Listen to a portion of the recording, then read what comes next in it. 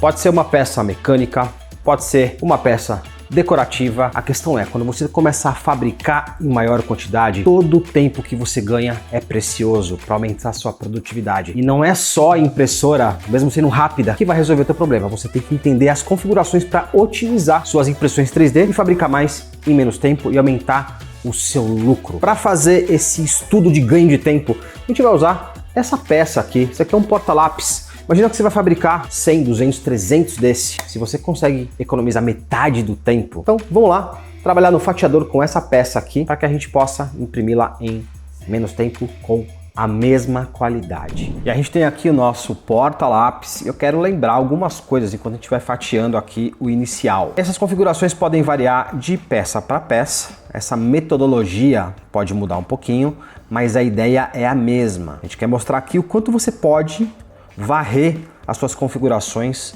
para otimizar o máximo que você puder. Então, dependendo da peça, a geometria, o tamanho, isso pode mudar. Então, é bom ter isso em mente. Segundo, você pode usar essa mesma metodologia para impressoras de baixa velocidade. Afinal de contas, os parâmetros funcionam da mesma forma. Agora, qual é a nossa proposta? A gente quer reduzir aqui em 50% o tempo de impressão, que está aqui em 2 horas e 46, a gente está usando uma Bambu A1 poderia ser uma K1, poderia ser qualquer outra impressora. Então vamos lá, a primeira coisa que a gente vai fazer é dar uma olhadinha aqui no fatiamento. Você vê que ela está aqui com, enfim, tá tudo bonitinho, tá tudo preenchido. A primeira coisa que eu quero fazer é mudar para o Standard. Quando a gente faz isso, 0.20, em vez de resistência a gente coloca o Standard. A gente não precisa nessa peça de resistência e vou mostrar para você como a gente pode compensar essa resistência. Então já caiu para 2,16.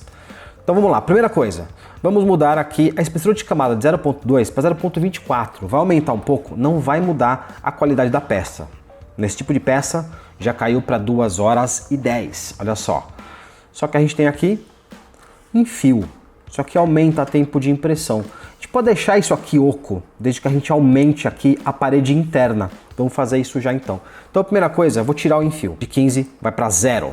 Vamos fatiar mais uma vez. Maravilha? 1 hora e 44. Opa! Já melhorou, já melhorou. Estamos chegando lá nos 50%. Mas a gente tem aqui um espacinho oco. Então aqui a gente tem que agora compensar a resistência fazendo o quê? Aumentando a espessura do inner wall, das paredes internas. Dá para você colocar 0.60. E você vai ver como vai aumentar aqui a espessura. Vamos fatiar? E aqui a gente aumentou a espessura. Mas agora você viu o surgimento desse internal solid infill. Isso aqui aumenta demais o número de retrações de travels. E aí o que aconteceu?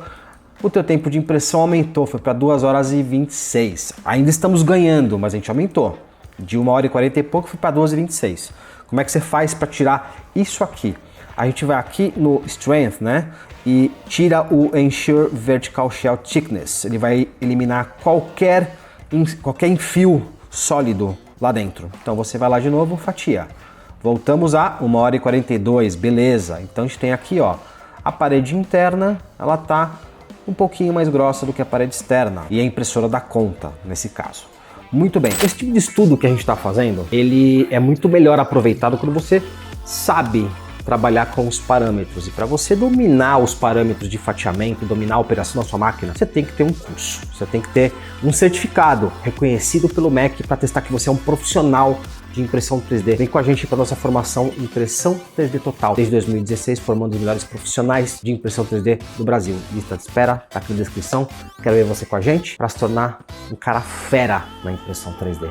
Vem com a gente. Outra coisa que é bacana fazer para a gente reduzir o número de retrações é a gente selecionar aqui, vamos procurar o Avoid Crossing Walls. O que ele faz? Ele vai evitar cruzar a peça, ele vai procurar sempre fazer o travel no perímetro da peça. Isso pode eventualmente até aumentar um pouquinho o tempo de impressão. Aumentou, acho que 1 minutinho, foi para 1 hora e 43, mas você melhora a qualidade da peça fazendo isso. Agora a gente vai começar a trabalhar com velocidade. Vamos aqui no Speed e aqui a gente coloca... Eu não quero trabalhar com a velocidade externa, não quero mexer nisso aqui. Eu quero aumentar o inner wall para 350. A gente vai aumentar a velocidade da parede interna, mas manter a externa para manter a qualidade externa. E até eu vou colocar aqui, ó. A gente vai colocar aqui no Speed, olha só. A gente vai aumentar a velocidade na parte de dentro. Mas espera aí, a cor está mostrando aqui 85 mm por segundo. Não é a velocidade que está aqui.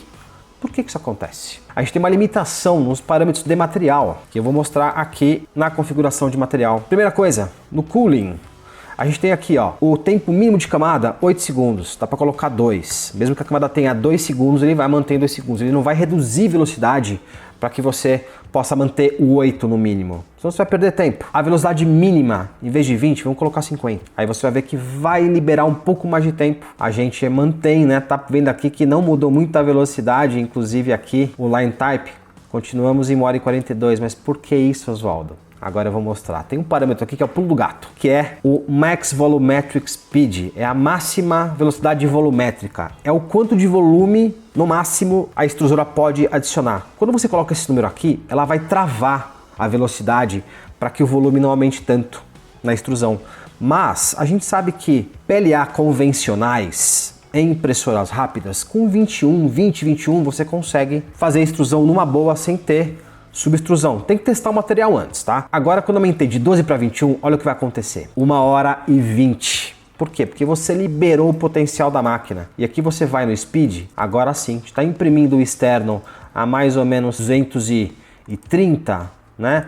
O interno a gente ainda continua lento, mas a gente conseguiu aqui aumentar muito a velocidade e eu vou te falar, não vai perder qualidade da peça. A gente mantém aqui, olha só, o overhang lento, porque a gente tem aqui ó, o slow down for overhangs. Então isso aqui também garante a qualidade desta região da peça. Ou seja, a gente fez uma série de alterações de configurações para não perder resistência, para não perder qualidade, e a gente conseguiu ganhar 50% de tempo. A gente reduziu pela metade. Olha só, então, promessa dívida, a gente conseguiu.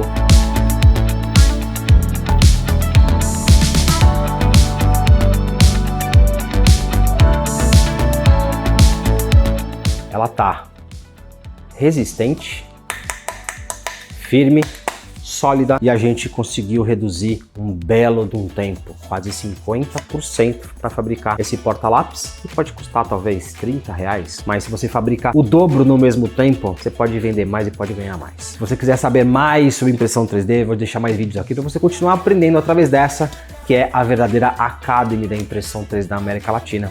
3D Print Academy, te vejo no próximo vídeo. Obrigado por estar com a gente. Tchau!